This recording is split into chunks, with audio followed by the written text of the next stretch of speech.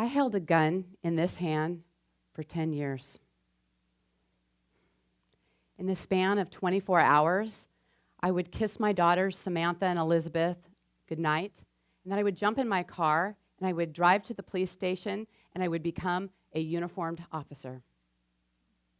Then several hours later, I would transform again, and I would become an undercover prostitute because we were on the hunt for a serial killer.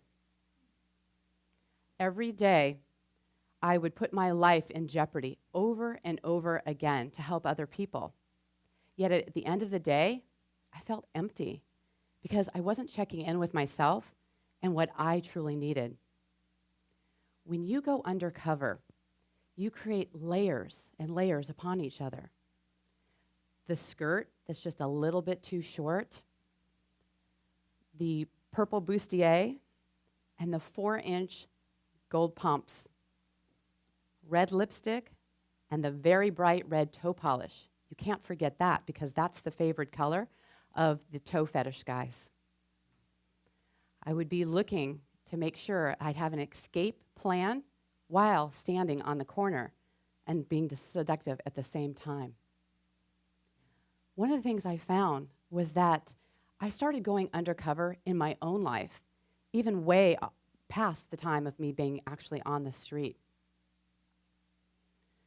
It's amazing when we see the layers that we create over time and what happens when we do that. My life looked great on the outside. Perfect family, beautiful home with a pool, a great neighborhood in Scripps Ranch. It was the perfect cover. But I had so many questions within myself, doubts. Like where was my common sense? And was I really supposed to forgive my boyfriend for getting his ex-wife pregnant while we were together? And how was I supposed to make my new business work? And why was I so overwhelmed? And was I really going to have confusion take me out of the game? It's the layers. It's all the things that we have that are not us.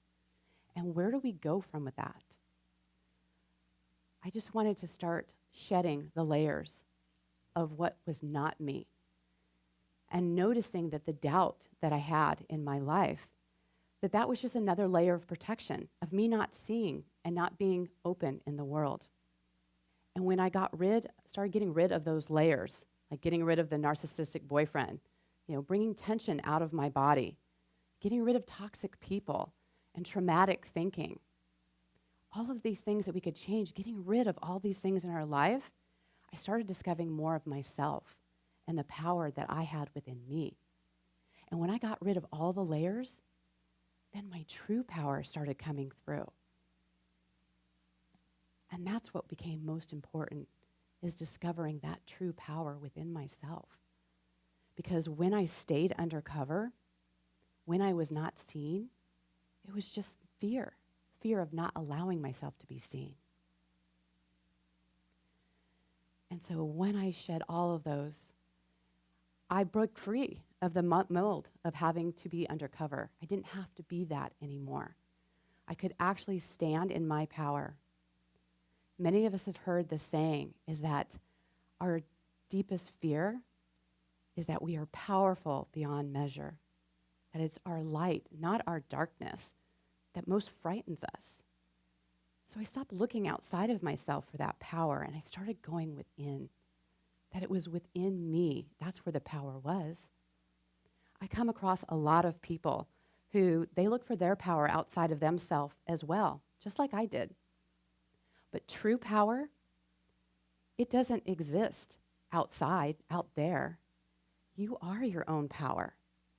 And I encourage you, I dare you to discover, embrace, and lead with that power within you.